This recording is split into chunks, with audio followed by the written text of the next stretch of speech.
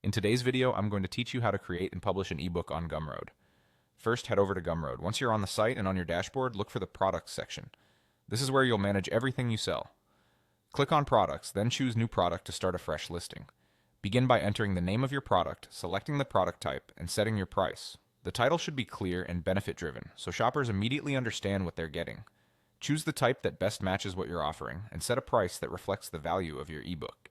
You can always adjust this later, so don't worry if you're still fine-tuning. When you're ready, click Next. Now it's time to add a description.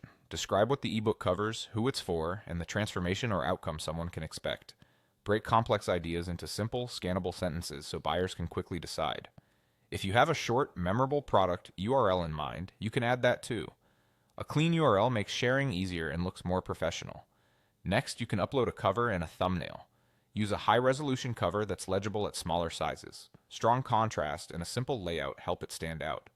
The thumbnail will appear in product listings, so keep it consistent with your cover. You'll also see a place to add product info. This is where you can include key details like page count, formats, or any bonuses included. If you decide your price needs an adjustment, you can set your price again here. If your ebook comes with variations, like different file formats, editions, or bundled extras, you can add those options so buyers can pick what fits them best. Review the available settings and toggle the ones you need. These might include things like limiting quantity, enabling discounts, or collecting extra details from customers. If you're using a custom domain for a branded storefront, you can add your custom domain here as well. When that's set, scroll up and go to the Content tab. This is where you'll upload your ebook file.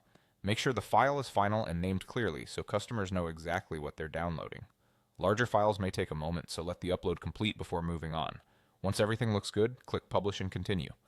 That's it, you're done. Your ebook is live and ready for customers. Remember, you can come back anytime to refine your description, update images, change pricing, or tweak settings as you learn what resonates with your audience.